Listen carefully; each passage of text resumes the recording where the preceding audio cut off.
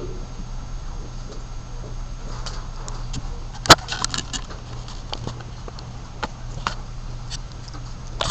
In this problem, I actually would not eliminate the decimals. You can just subtract 3.64 over here. But just for the sake of what we're talking about, let me show you what I mean. If I were to eliminate the decimals, I would multiply the whole thing by 100 because it's the largest place value. I can do this because there's an equal sign and it's going to balance on both sides. The difference is in an expression, there's not two sides. So if you multiply by 100, it changes the value of the problem.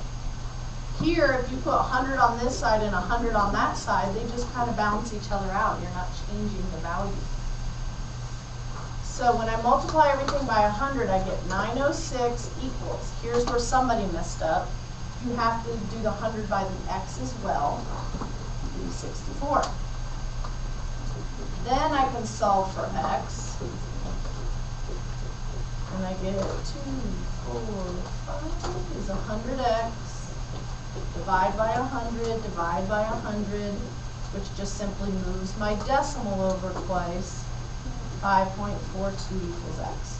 You don't have to do that, right? No, in this one, if you wanted to just do this, I mean, we don't subtract. have to do any of them. You don't have to, especially if they're these easy problems. I would suggest that you do it when you get to harder problems, especially fractions. Eliminating fractions is more important than eliminating decimals. That's different, but the decimals, because I don't like doing that. It adds an extra step that I can probably mess up. No, you're not required to do it. Okay. Thank you. Okay, so do we understand when we can eliminate decimals and fractions and when we can't? Okay, so now throw your questions at me specifically for problems. You want to make sure you understand this stuff. Like number 6 is a good example of eliminating fractions. I would eliminate fractions on that one. You want me to do number 6?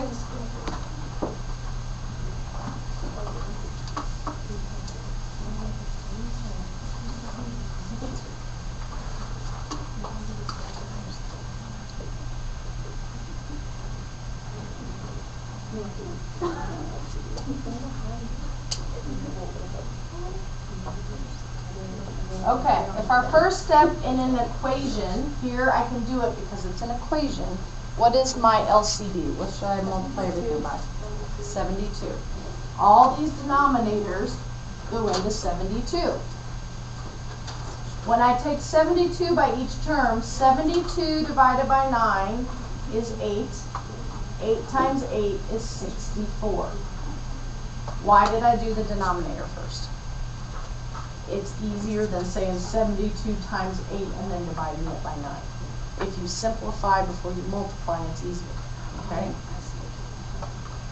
The next one, 72 times 7/8. So I'm going to divide first. 72 by 8 is 9. 9 times 7 is 63. The last term, 72 times 536. I'm going to divide first. 72 by 36 is 2. 2 times 5 is 10. When I combine like terms, I just get 1s is equal to 10. And that's your answer. That's a heck of a lot easier than getting common denominators and working with fractions. Okay, does that make sense to everybody? All right. Other questions? Every time you say divide by it, always confuses me. Okay. Another way you could do this off to the side till you get the hang of it. I just get in my head, 9 goes into 9 once, 9 goes into 72 8 times. That's like in kindergarten. Okay, yeah, you can do that, because since you're working with common denominators, you picked an LCD, you know this is going to go into this so many times, so. You're doing the same thing I'm saying, you're just saying it differently. Okay, no other questions? Do 11. 11. Got it.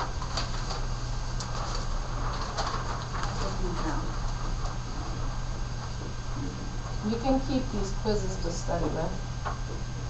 Okay, so what's my first step in this problem? You're going to get rid of that fraction. You can? Yep. So Sounds 7 good. Okay. multiply everything by 7, because it's the only denominator there. So to eliminate the fraction first, I multiply everything by 7. When it's out front of a parentheses, you don't have to do it by every term, you just have to do it by this first term. So 7 times 1/7 is just 1. So I'm left with x plus 3 equals what? 35. 35. Then I subtract my 3, and I get 32. Now let's say you didn't look at that and say, ooh, I want to eliminate fractions first. Instead, you distributed the 1/7. That's fine too. You would have gotten 1/7 x plus 3/7 equals 5. At this point, you may want to eliminate the fractions and multiply everything by 7. You still get the same answer. Okay? And then if you didn't eliminate fractions at all and you kept it fractions, you can still do that. You can subtract 3/7. Subtract 3/7 is just a lot more work. Okay?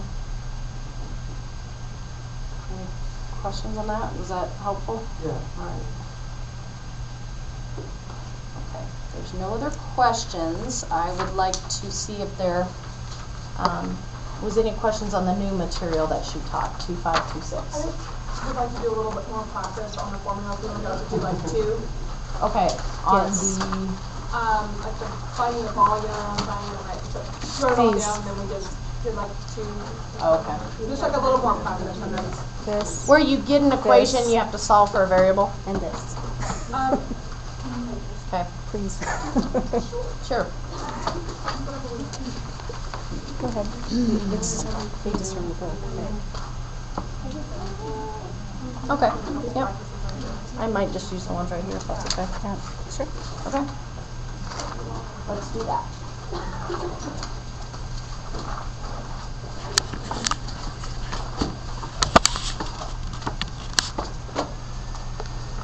So the question or the section she's asking me about looks like it's section 2.6.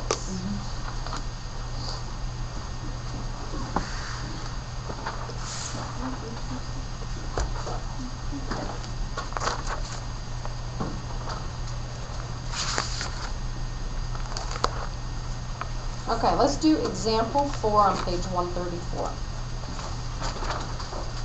Do you need this back? I can use my book. Here. Whatever works for you. We'll just so you can follow along. Okay, in your book on page 134, it has an example about building an exercise area. The one I'm going to do is an instructor example that you don't have in your book, just so you have a different problem to look at. And it says a rectangular garden, and it always helps to draw pictures, is 60 feet long by 15 feet wide. Find the perimeter and the area. So the perimeter is all the sides added up, right? So it's going to be length plus width plus width. Another way to write that is 2L plus 2W. So you have 2 lengths and 2 widths. So in my problem, my length is 60, so I'm going to plug it in for L in parentheses, and I'm going to plug in 15 for width. Then I'm going to distribute, and I'm going to add them together. And should my answer be feet or feet squared? Just feet when I'm doing perimeter, because all I'm doing is adding. However, when I do area, it's length times width. So in this case, it's going to be 60 times 15, which gives me what? 900. And this time it's feet squared, because I multiplied a foot by a foot. So I had 2 feet squared. Okay? So those are pretty easy, just the perimeter and the area, because you guys are pretty used to that. Let's look at example 5 different. Here they give you the perimeter and the area, and they want you to find the length and the width. So the difference is in example 5, if I said a rectangular perimeter had a perimeter of 216,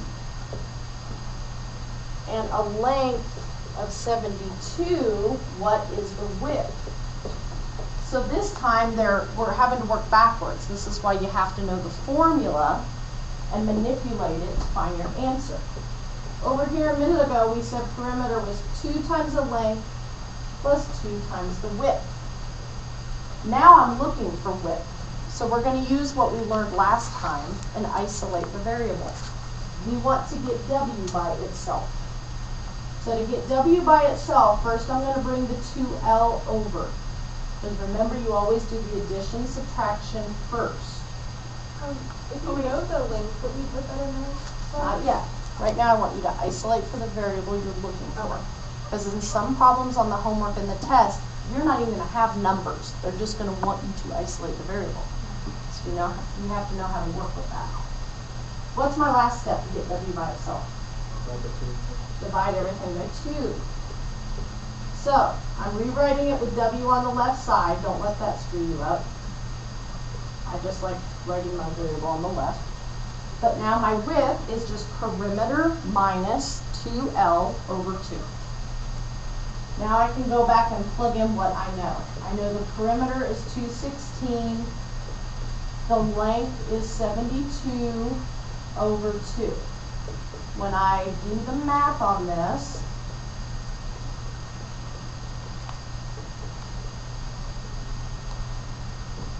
I get 36 what? Inches, because it was in inches, okay? So the answer is 36 inches. It's just a little different than this problem because we're used to finding the perimeter area. Now you're going to have to look for length or width based on giving you the answer. So it's working backwards. And it's not going to help you on a test or a calculator to sit there and plug in numbers to figure out what W is. If you don't show this work, you will not get credit.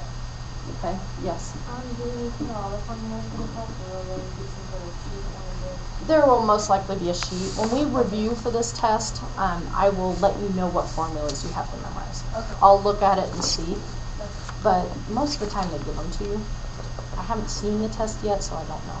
Okay. But I'll let you know that review day. Okay, thank you. As of right now, do you have to memorize all these now? You won't have to memorize them. You just need to know how to use them. Okay, let's do another one. Let's do a sailboat. Example 6 on page 136.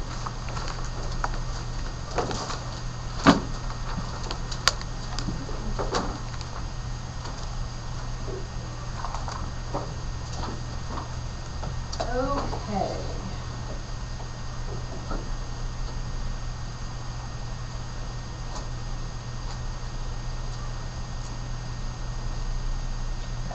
The example I'm going to do is very similar, but mine says a triangular sign, you know it's a triangle, triangular sign has an area of 6 feet squared.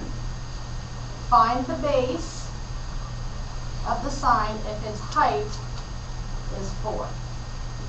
So again, they're giving me part and they're giving me the answer, and I've got to find the rest. What is the formula for the area of a triangle? 1/2 base times height. And these problems always start with writing down the formula. Then figure out what I'm solving for. What am I solving for here? Base. So I have to isolate B. I have to get B by itself. Don't even worry about putting anything in there. How do I get this B by himself? What should I move first? Multiply both sides times 2. Sure, we can eliminate this fraction or bring a half over here by multiplying by 2. So I get 2a equals BH. Does everybody see that? Okay. Because you're multiplying by the reciprocal, which is 2. Now to get b by itself, I just divide h, and I'm left with the base is 2 times the area over the height. Now I'm going to go back and plug in what I know. I know the area is 6 and the height is 4. So 12 over 4 is 3 feet. My base is 3 feet.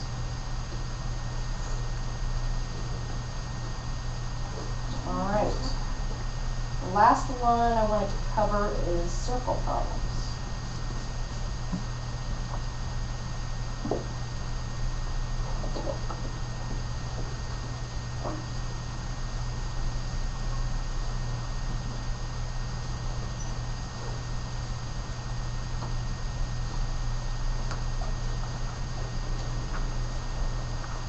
Okay, we're going to look for the area and circumference of a pizza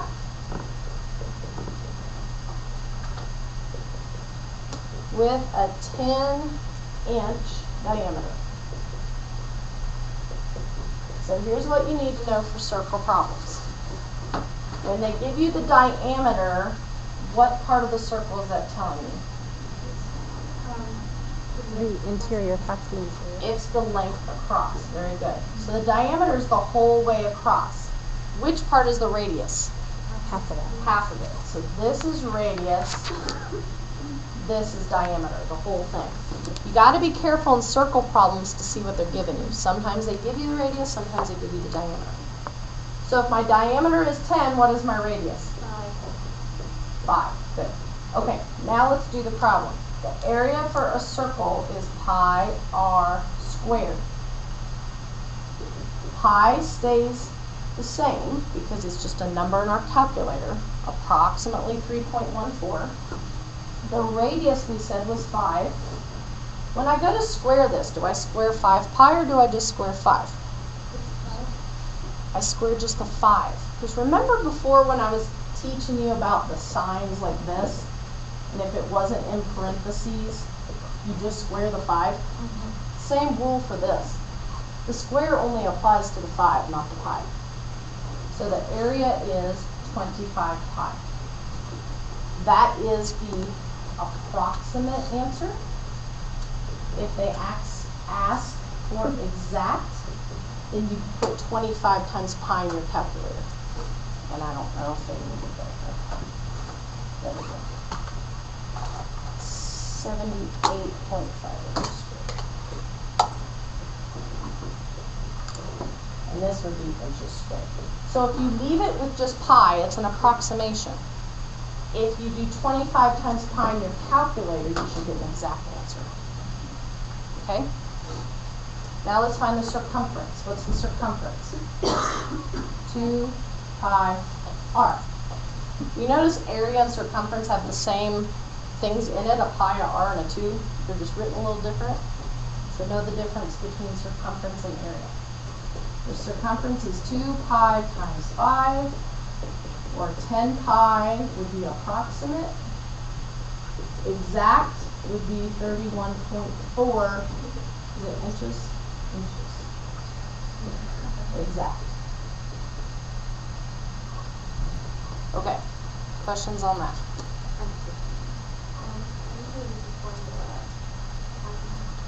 Pi d? You can use pi d. Why can she use pi d? Because that's 2r. That's the same thing as 2r, right?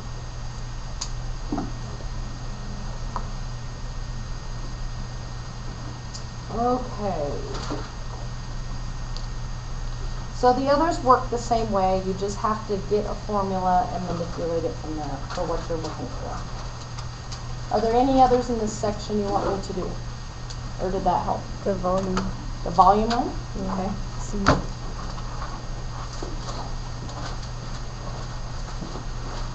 The volume of a sphere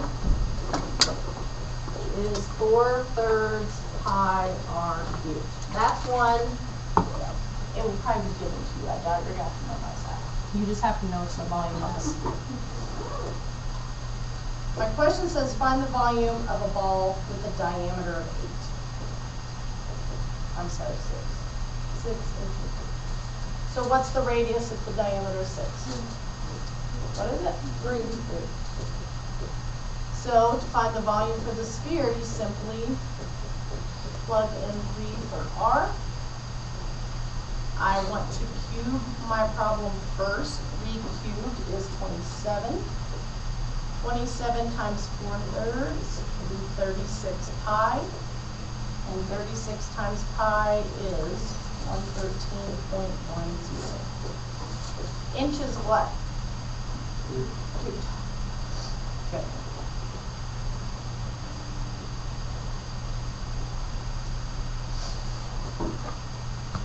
Okay.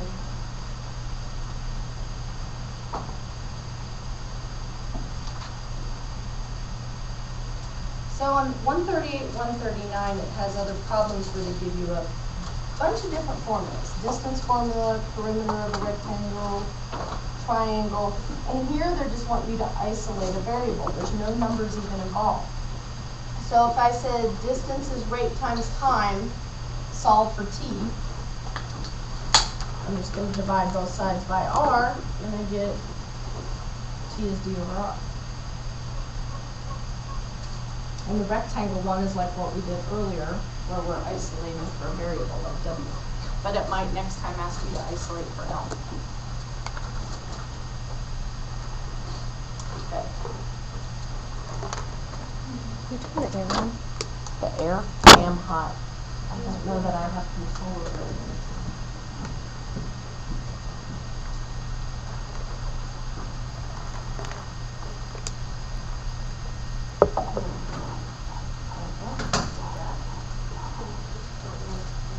No, that's the overhead projector.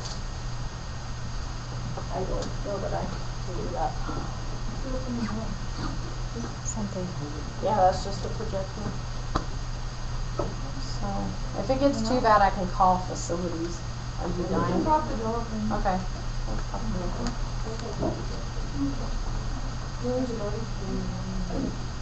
Okay. What I want to do next is give you a little quiz over 2526.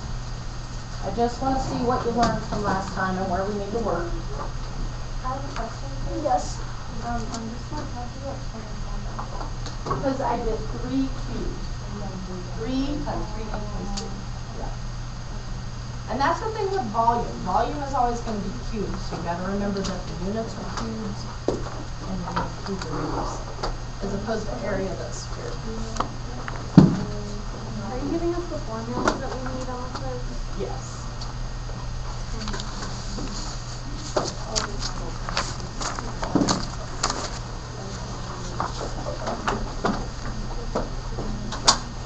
It's more important that you know how to use a formula than to memorize it. Because in real life, I mean, I don't know all those formulas, but I can look them up. All right. I'm sorry? You get to keep the quiz. Yes, you do.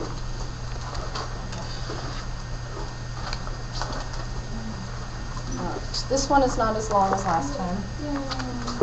Oh wait. So how many quizzes are we doing in total if you're going to consider us I would say 2 or 3 per chapter. Sure. I know how to do Okay. Let's just work. But you'll have several.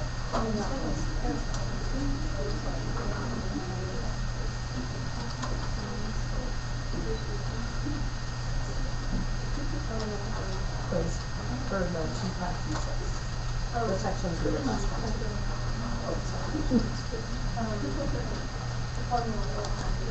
I'll give them to you if you need them.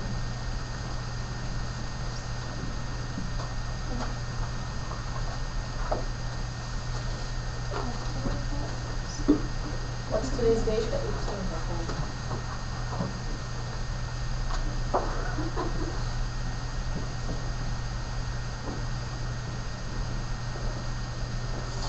Okay, let me look and see if you need it.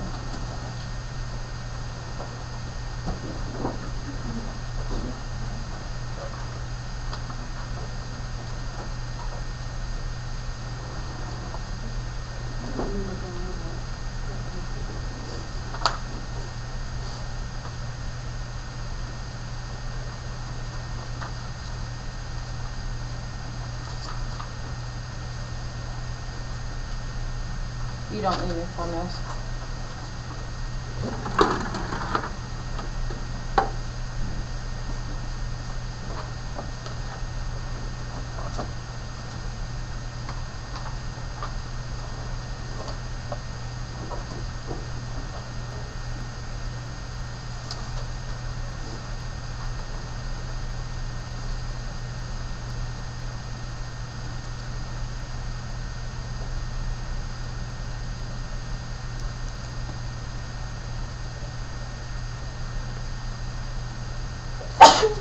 Bless you.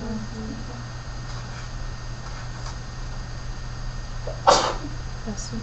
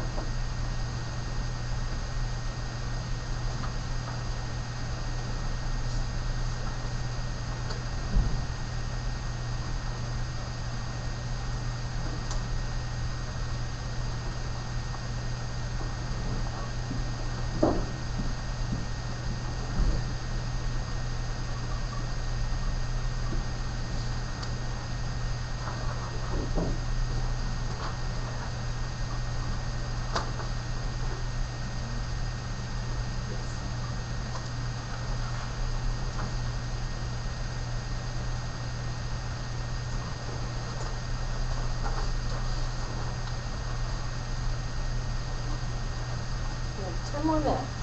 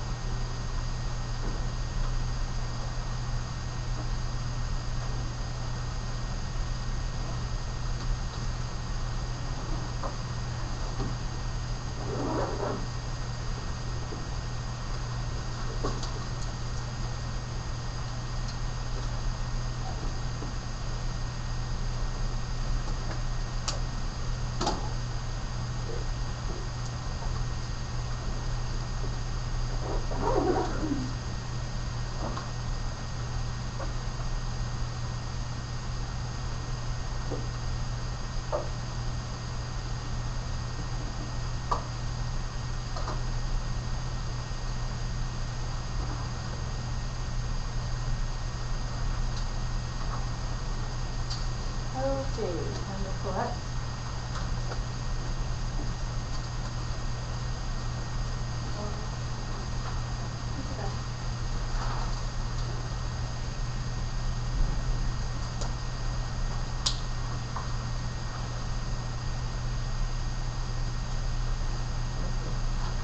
We gotta get our other sections done today.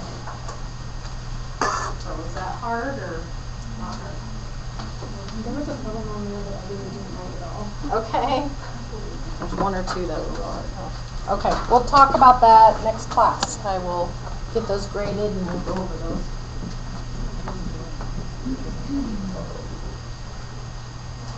In the future, I might try to not give you so many problems for quizzes. It's taking a little too long. Okay, guys. Last sections for this chapter, 2.7 and 2.8. Then we will have covered everything for chapter 2. Next time, expect a quiz on these sections, and then we will do some review for the test. Okay, 2.7 is about ratios and proportions. Does sound familiar? I know. Okay. What is a ratio? A ratio is, it's not a rate actually, it's a quotient of two quantities. Okay, here's some ways to write ratios. A to B, A to B, or A to B. Okay, those are different ways to write ratios. For the purposes of this class, you will probably see it most of the time as a fraction. So it's another word for a fraction.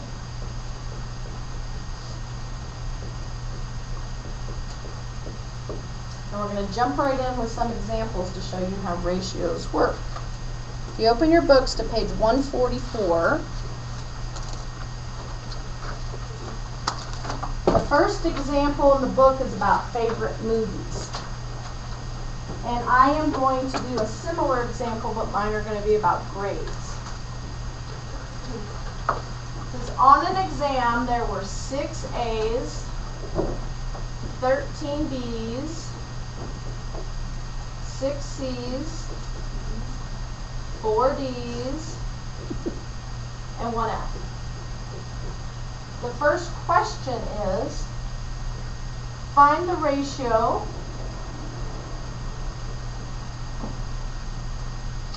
of A's to D's. So we want to write this in the form I showed you over here, or we want to write it as a fraction. So the ratio of A's to D's. What would my numerator be? 6. And what are my D's? 4. Can I leave it in this form? Why not? It's not simplified. I have to reduce it. So my ratio of A's to D's were 3 to 2. That's how you read it, 3 to 2. Let's look at another question from this. And it says the ratio of C's to the total number of grades. To the total. So how many C's did I have? 6. How many took the test? What was my total? Okay, add that up. 30. Good. So my ratio is 6 to 30, or 1 to 5. So I got 1 C for every 5 that took the test. Any questions on that problem? How to write ratios. Okay. Let's look at another example on page 145. This time it's going to be like the example 2 cholesterol level, but I'm going to give you a different problem. It says Tom Johnson's low density cholesterol measured 186 milligrams per deciliter. So the low density was 186 milligrams per deciliter. His high density cholesterol measured 48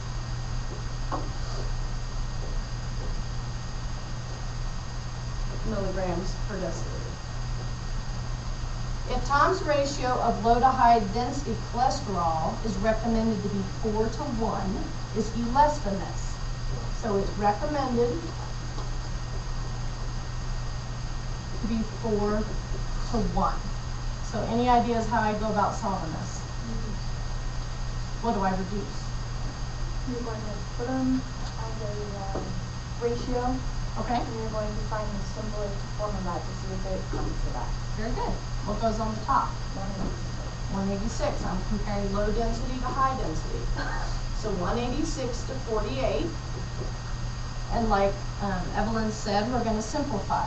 When we simplify 186 over 48, we end up getting 31 over 8. If the recommended is 4 to 1, is this lower or higher? Well, one way to find out is to divide, right? As a decimal. If I divide this, I get 3.875 over 1. Is it less? Yes. Another way to look at it, 4 to 1 would be 32 over 8. Because that equals 4, right? So that's another way to look with fractions to see if it's less. But yes, he is under the threshold. Okay, so these are some examples of how we do ratio problems. Next example. Example 3, gas-oil mixtures.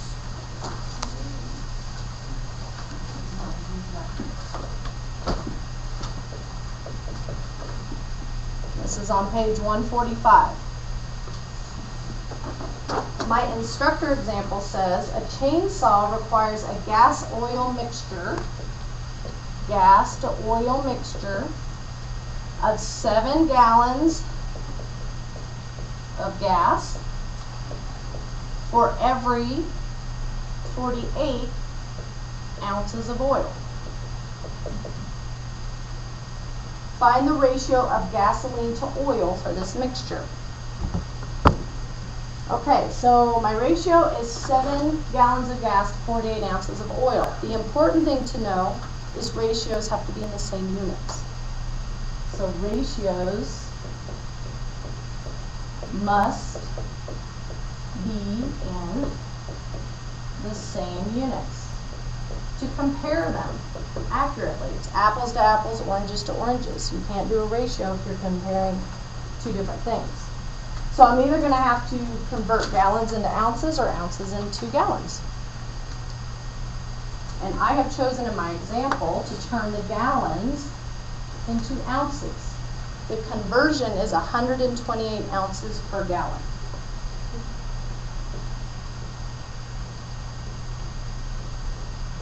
Or in 1 gallon. Okay, so 7 gallons times 128 ounces per gallon gives me 896 ounces. Now can I do the ratio? Question? 7 times 128. Okay. And that's just a conversion. That would be in a book or it would be given to you for 128 ounces in a gallon. Okay, so now I can change my 7 to 896.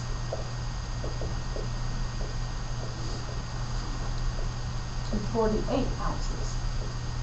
This is gas and this is oil. Just like what you put in your lawnmower or something, a gas oil mixture. Okay, can I leave it 896 over 48? No, what do I need to do? Simplify. When I simplify, I get 56 over 3.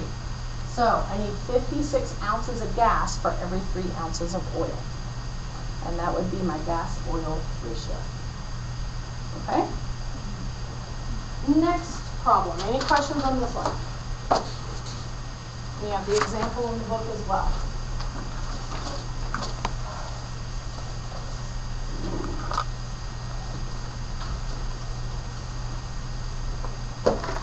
Okay, the next one we're going to be talking about gear ratios.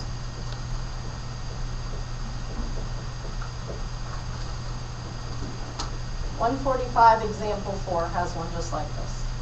A gear ratio is the number of teeth on a driving gear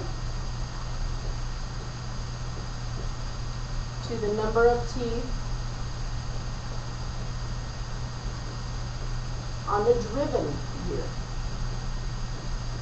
To help you understand this a little better, look at the picture in your book. It's on the bottom of page 145, and it shows you a driving gear and a driven gear. Okay. My problem says, find the gear ratio if the driving gear has 72 teeth and the driven gear has 16 teeth. So, I have 72 teeth on the driving gear, 16 on the driven gear. This simplifies to 9 over 2. But we're not done because gear ratios like to be some quantity of 1. How many turns will it take? How many times will it drive per 1 revolution? So I want to change the 9 over 2 into something over 1. How do I do that? Not times 2. I'm seeing how many times does 2 go into 9, which ends up being 4.5. So this is 4.5 over 1. And what does that mean? What does that mean if I get a gear ratio of 4.5 to 1? 4.5 times for the 1 revolution. Exactly. For every 1 turn, it goes 4.5 of the little one. The driven gear. Right. Okay. Exactly. So is this an example of when we can use a decimal even when we start a fraction? That is an example. I know I told you if a problem starts in fractions, it ends in fractions, starts in decimals, ends in decimals. In this case, if they want the year ratio and something over 1, it's okay to do that. Good question. Okay. Now we're going to talk about proportions. We're done with ratios, and those were just kind of different examples of how you can use ratios in real life. Now we're going to talk about proportions.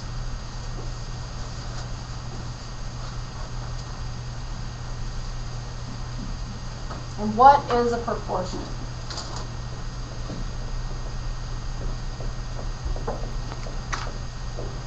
It's a special type of equation, which means what? What does an equation have? A solution and a equal sign. Good. So it's a special type of equation, and it's a statement of equality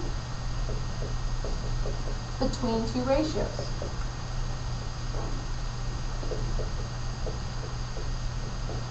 So you're setting two ratios equal to each other. That is a proportion. It can be written this way. A is to B as C is to D, which might look familiar from language arts, right? From English. Or it can be written this way. A is to B as C is to D. The A and the D are called the extremes because they're on the outside. They're the extremes. The B and the C are called the means. And they're on the inside. Okay? The extremes and the means. Now before, when I gave you an equation with two fractions, how were we solving it? How did I tell you to solve an equation with fractions in it? Eliminate the fractions, right? So this is how we were solving.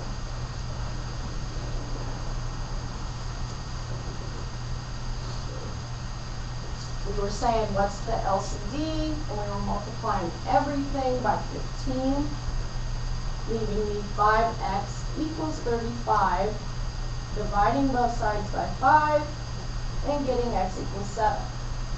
That's still a perfectly fine way to solve an equation. However, with proportions, when you just have one ratio equal to the other, here's another method. It's called cross multiplication.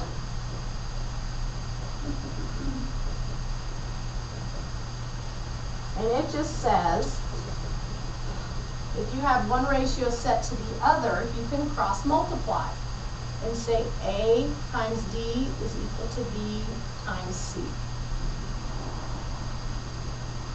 So the extremes equal the means. Let's do that problem that I just did this way. If I cross multiply, I get 15x equals 35 times 3, which is 105. Divide both sides by 15, and I get x is equal to 7. So I end up with the same answer. Cross multiplication comes in handy and we use it a lot. However, I see a lot of students try to cross multiply when it's not an equation. When you have two fractions each side by side. You can't cross multiply unless there's an equal sign between them. You also cannot cross multiply if I had added something over here like plus x. That can't happen either. You cross multiply when it's just a proportion. A ratio equal to a ratio. Let's look at another example.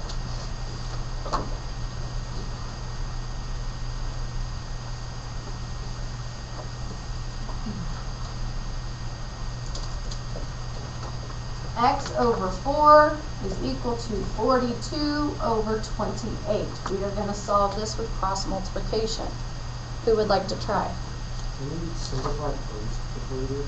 You can. You could simplify first if you wanted to. Let's see, Brittany, how would I do cross multiplication? Well, you can reduce 42 to 4. Okay. What would I reduce it to? X over C. No, you can't make it x over 2. Are you talking about simplifying the side? Oh no, I was simplifying the crosses. Oh, no. Now, when we talked about that, it would be like if I was multiplying. Okay, never mind. Then you can simplify before you multiply. Okay. But not when there's an equal sign between them. Okay. So what I meant by you could simplify this before you start is you could simplify 42 28ths. But you can't go across. Okay? Is it what? 6/4 or 3/2. Okay. Is that enough to do that? Yeah, we can simplify that to 3/2. Now cross multiply. So x into is 2x.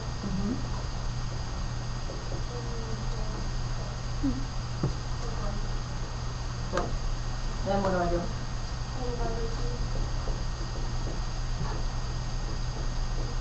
Equals 6. Very good. Okay, good. Thank you for doing that. Here's another problem.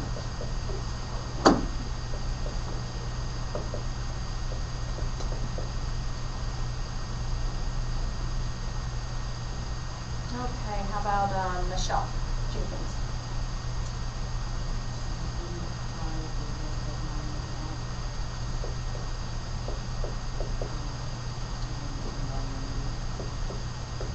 Good. So first I want to multiply. Then we'll divide. So x gives me what? 100. Right. Okay, good.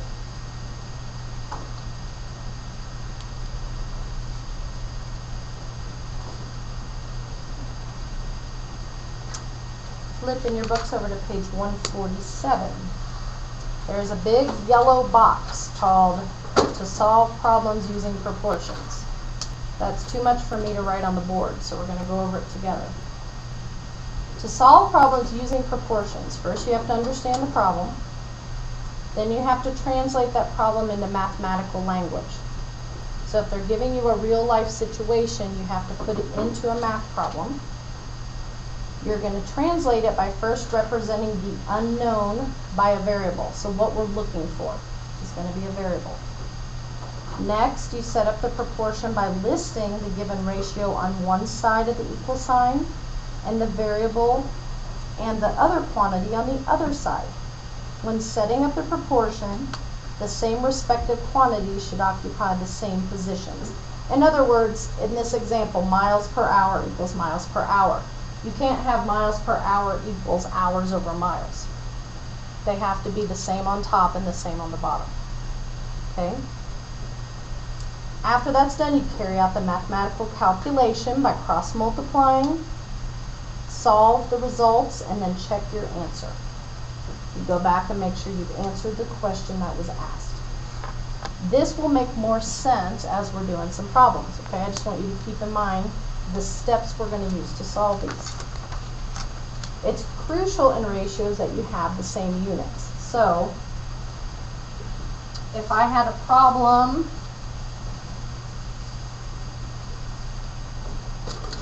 that said miles per hour, I can't set it equal to something that said feet per hour.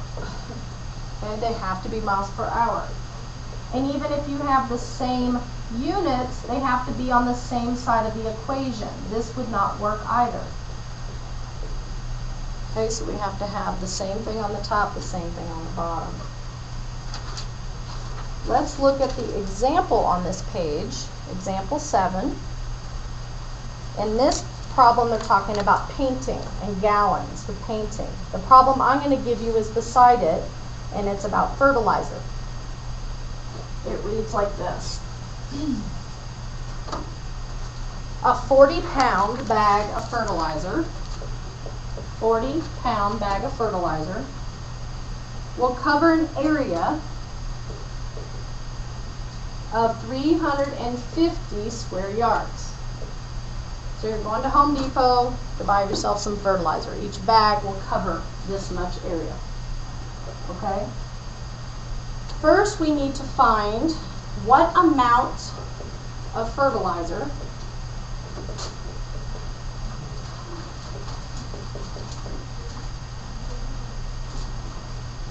in pounds, what amount of fertilizer in pounds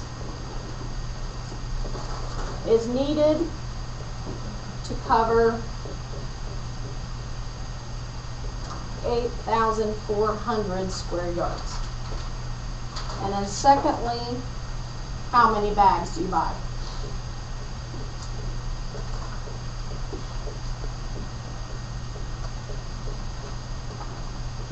And this is a good real life problem. Anybody that's a homeowner would have to do this. Okay, so we're going to solve it by using proportions. We're going to set up pounds per area to pounds per area. I know that a 40-pound bag covers 350 square yards. So on this side of the equation, what am I looking for? What's my unknown? How many bags? How many pounds I need, right? How many pounds? So where do I put the variable? On the top. What goes in the denominator?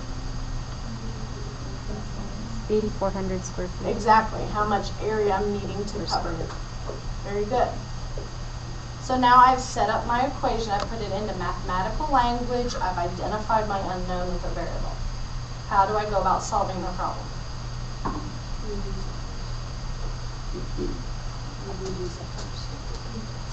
Reduce it first. So you want to divide both sides by 10? Yeah. Okay. So you want to make this 4 over 35. Can you do that? I would not simplify before, because remember in equations, whatever you do to one side, you have to do the other side, right? So instead of simplifying right now, let's just cross multiply. So I have 350x equals 40 times 8,400. I multiplied across and across, cross, multiply. So 350x equals, let me see if I wrote that down, 336,000. What do I do now? Divide by 350 on both sides. X is equal to 960 pounds. I have an answer. Have I answered my question to part A? No. To part A? Yes. Yes. Yes. How many pounds do I need? I need 960 pounds of fertilizer.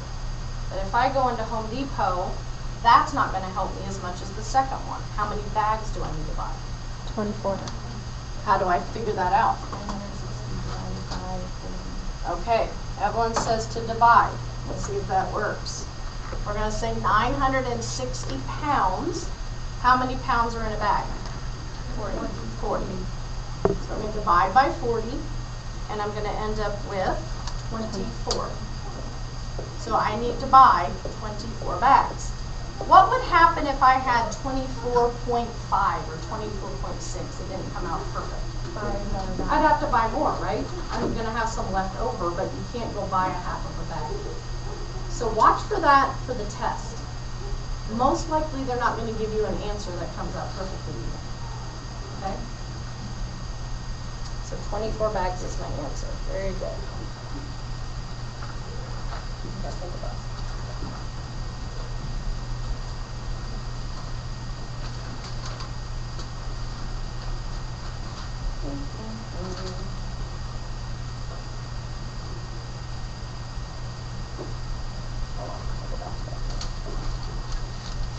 All right. Any questions on that problem?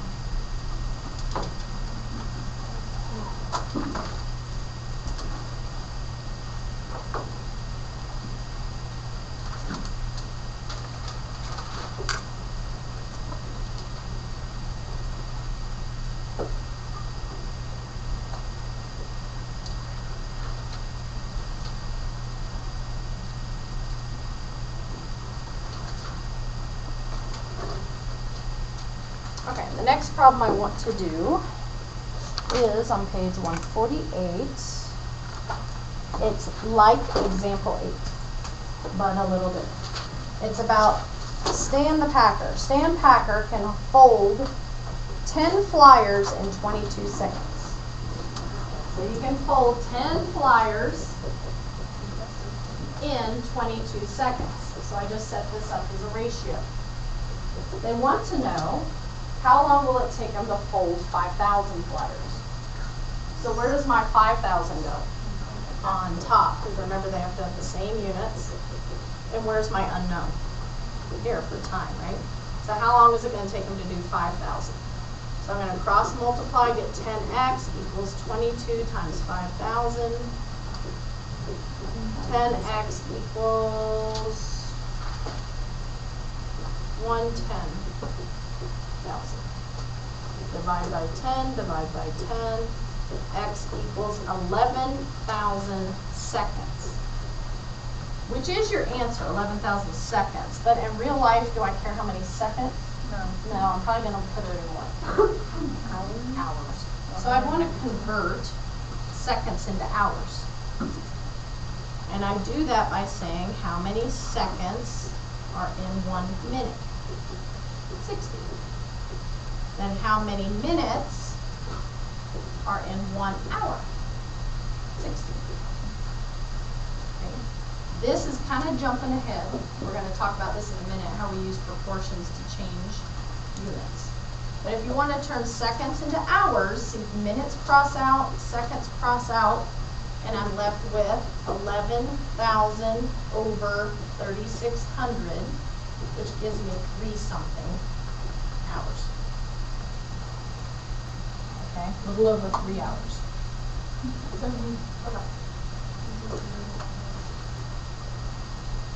If somebody wants to do 110 divided by 36 for me, I didn't know it. 3 to 6. So a little over 3 hours. So they want minutes and hours. Depends on the problem. Like if they just say how long, you can leave it in seconds. This would have been an okay answer.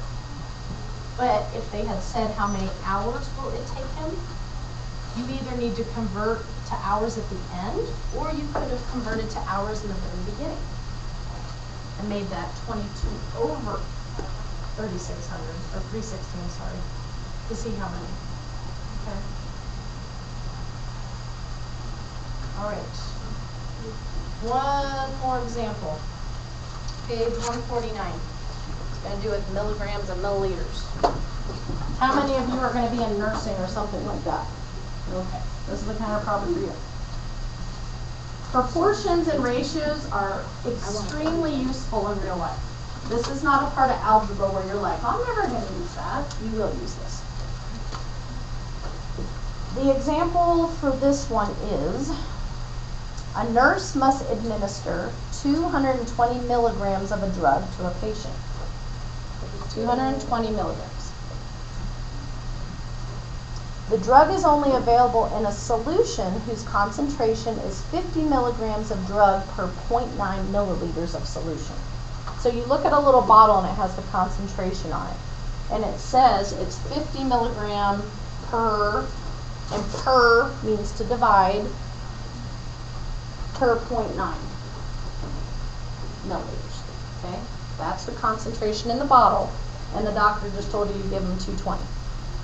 We don't want to kill the patient, so we've got to figure out exactly how much that is. So this is already set up in a ratio. Whenever you have something per something, it's already a fraction. So what I need to do is set it equal to a proportion of 220 milligrams. Oops, I didn't mean to cross through it. And find out how many milliliters that is. How much am I going to draw out? I solve it by cross multiplying. 0.9 times 220 equals 50x. 0.9 times 220 is 198. Divide both sides by 50. And I get 3.96 milliliters. And that is how much you would give to the patient. Are there questions on that? So that's important. You guys will have to take clinical calculations, which will do a lot of that. Okay, so that's proportions, ratios. How do we avoid common errors? common errors. When setting up a proportion, it doesn't matter which unit is on the top and which is on the bottom as long as they're the same. So I can put miles per hour or hours per mile as long as they equal on both sides. Using proportions to change units. That's what I did over here. Proportions can be used to convert a one quantity to another.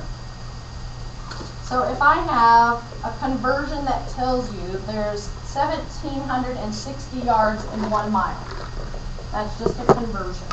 And I say, what is the distance in miles of 7920 yards? How many miles is that? So you can use a proportion to solve it. So I can set up 7920 yards is equal to 1,760 yards over 1 mile. And my unknown is right here. For this many yards, how many miles do I have if 1,760 is in 1 mile? So I can use proportions to solve conversions. I solved it by cross multiplying, dividing, and I get 4.5 miles. Does that make sense to everybody? I should have written dividing.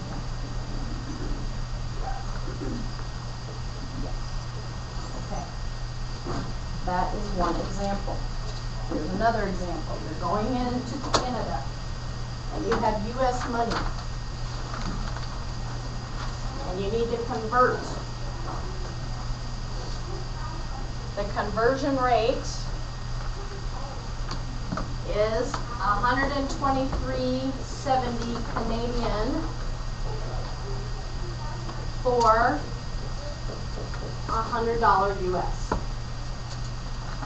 How much will a person receive if they bring in 700 Canadian dollars? So you just got back from your trip, you're going back to the US. This is the exchange rate, and you walk in with 700 bucks to the bank. 700 Canadian or 700 American? 700 Canadian. You have 700 Canadian dollars, you're going back to the US. How much are they going to give you back in US dollars? Let's see, who wants to try to say that? David. Sammy guy. What's the proportion? Okay, so you do 122.7,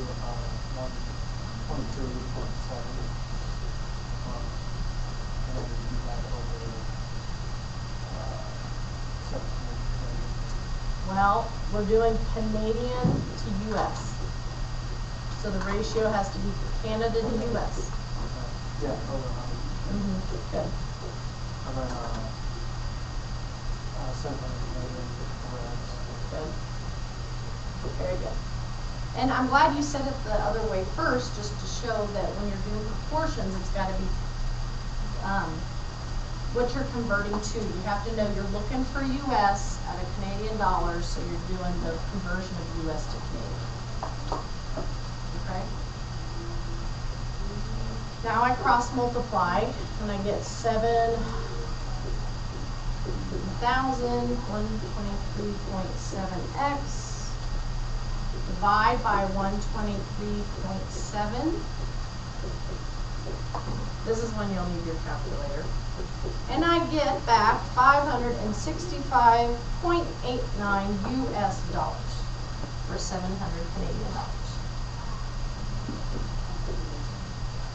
And in that situation, when it was in the calculator, it showed 565.385. You would just take that up.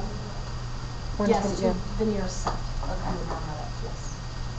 You know, David, the more that I think about it, I'm wondering if it would come out the same if we did Canada, Canada, and US, US. Okay.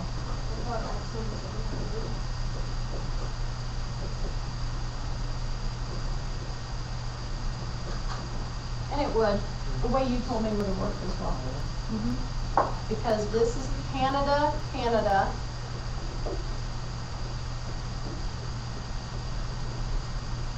US, US.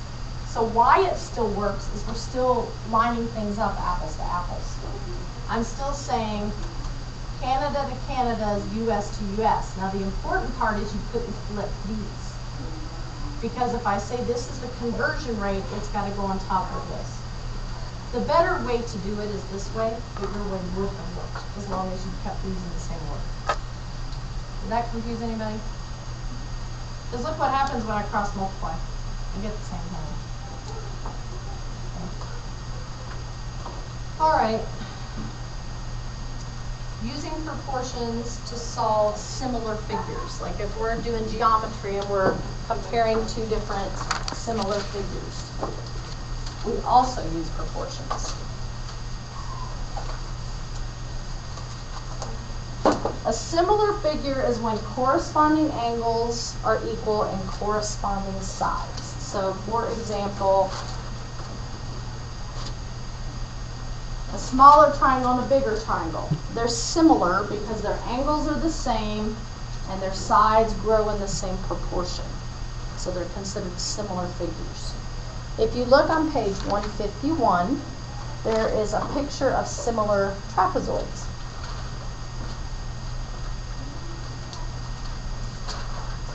And at the bottom, there's a picture of similar triangles. There's a little triangle inside the big triangle, but they're similar. Oh, okay.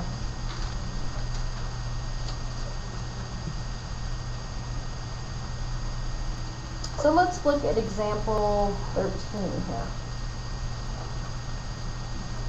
It says triangles ABC and ABC, bigger one, are similar. Find the length of AB slash. We set up a proportion, the length, the length, the length, the length. Okay, here's how I'm going to do it.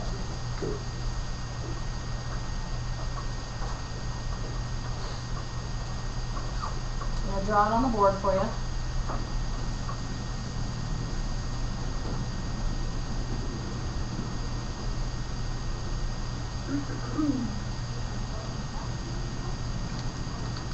This whole length is 15 inches. This is 9 inches. And that is 7.2 inches. They're wanting to know this height. So this smaller triangle is similar to the big triangle. So we can solve this using proportions. There's a couple different ways to set it up. Maybe Melinda would like to help me try to set one up. I would do 15 inches. Okay, so she did the big triangle. She did its height to its base. Okay.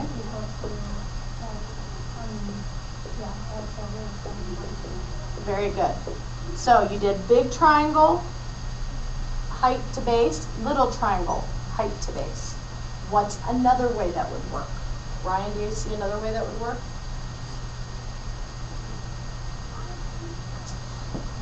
Well, you could do height of the big, height to the small, base of the big, base to the small. So I could also do height of the big triangle, height of the small triangle, base of the big triangle, base of the little triangle. As long as you're doing the same thing, you're going big to big, small to small, big, little, big, little. So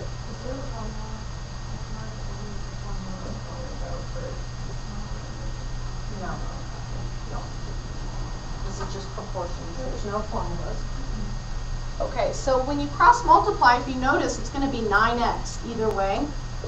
And it's going to be 15 times 7.2.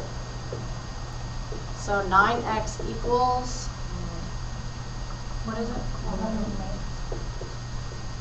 Divide by 9, and I get 12 inches. That is the height of the smaller triangle, 12 inches.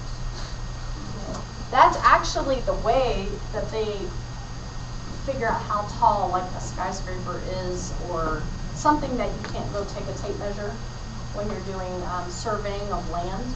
They use proportions. Like if I'm trying to figure out how tall something is up on a mountain and I'm standing here, they're going to look at angles and they're going to look at proportions. So that is useful in your life.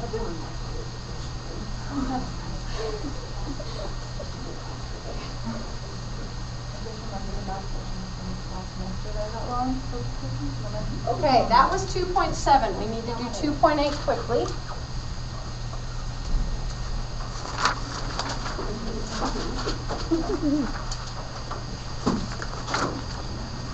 2.8 is about inequalities in one variable, meaning we're only going to have one variable, x or y, you're not going to have multiple variables. So inequalities. What is an inequality? It's where you see less than, greater than, less than or equal to, greater than or equal to signs. You remember these from algebra? Yes. So here's an example of an inequality you might see. It's going to look just like an equation, except instead of an equal sign, we're going to have a less than, greater than, or less than equal to sign. It's the only difference. We're also going to solve it just like an equation. Solve like an equation. So you're going to pretend that there's an equal sign there and solve it the same way we've been doing it. Minus 3, x is less than 2. Except, this is the big except, underline in red, when multiplying or dividing by a negative. Okay? You solve just like you did with an equal sign, except when you divide or multiply by a negative, you flip the sign.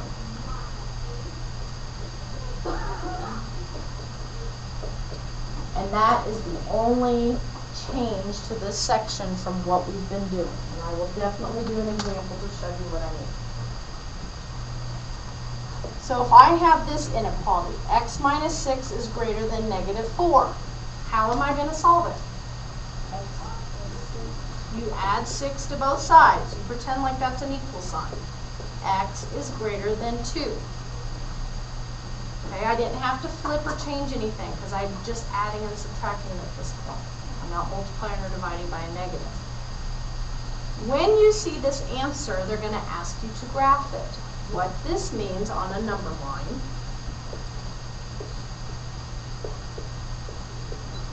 is it's going to be everything greater than 2.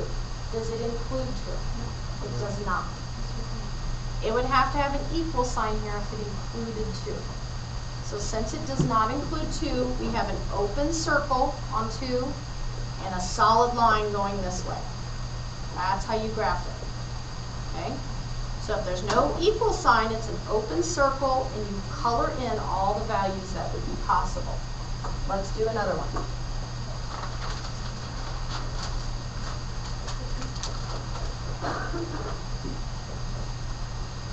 Okay, I'm going to solve it just like it was an equal sign. I'm going to subtract 7 from both sides and get 3x is less than or equal to negative 9. I'm going to divide both sides by 3. Now, am I dividing by a negative? No. So nothing changes. The sign stays the same.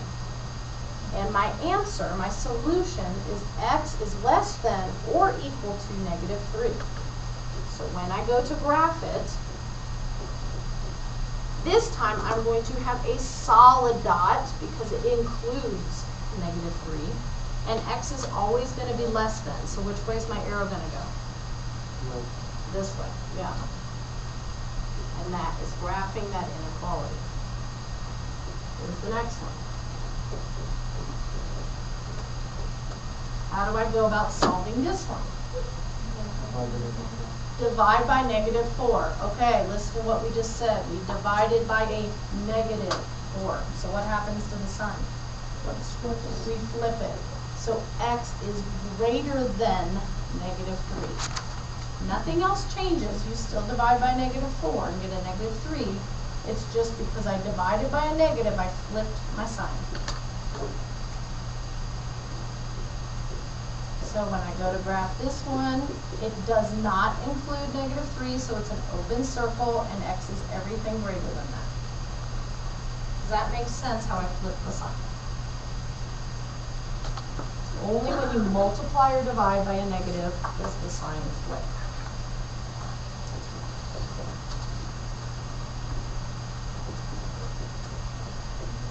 Okay, to solve this one, I'm gonna add 9. I'm gonna get 16 is greater than negative x. Can I leave it like that?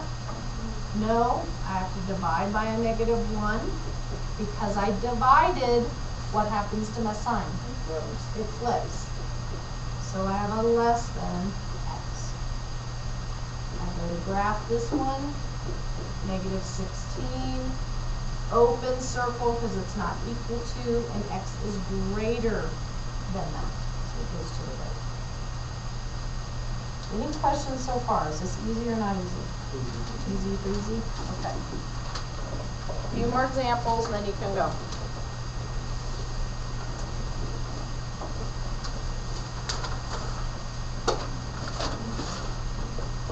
-3p plus 8 is less than -4p minus 12. This time I have variables on both sides. That doesn't matter, I just need to get p all over to one side. So my first step is to do the addition and subtraction. So I'm going to take my 8 over here, and I'm left with -3p is less than -4p minus 20. Now I want the p to be together, so I'm going to add 4p over here and add 4p over here. So I get p is less than -20. Can I leave it like that? Yeah, because p is by itself. How do I draw it? I go to -20, it's an open circle, and p is everything less than that.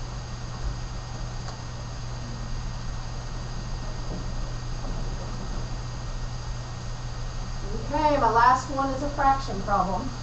Yeah. Woo-hoo. Just to show you it works the same way as the equations did. The only thing different with inequalities is flipping the sign. Other than that, you solve it just like we did before.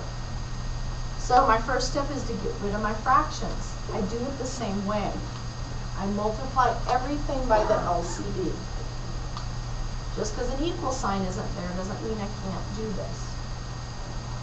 So I end up with 5x plus 100 is greater than -4x plus 140. I eliminated my fractions. Any questions? I'm going from here to here. Yes. 20 times 5. No. Because the 5 and the 4, that's the only thing they have in common. That's their lowest common denominator. Then I'm going to bring the x over here. And I'm going to bring the 100 over here. And I end up with 9x is greater than 40. Divide by 9. X is greater than 40 over 9. Or 4 4/9. You can still graph that. You just have to write it as 4 4/9 or 40 over 49. It's an open circle and x is greater than.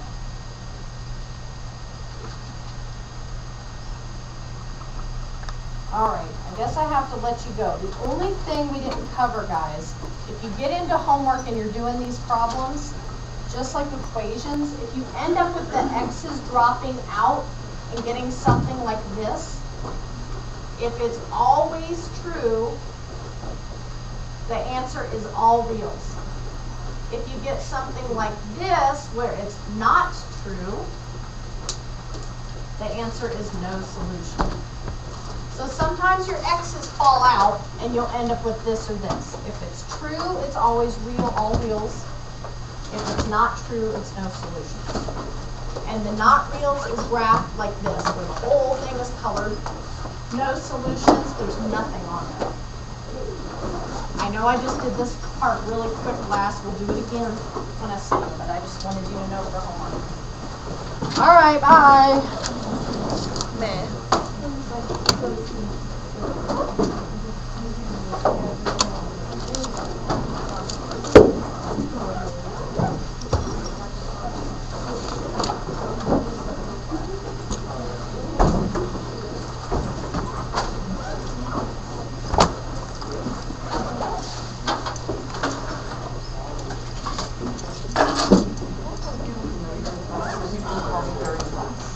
Oh, yeah. I love when people do that. Where are you? Oh, wait a minute.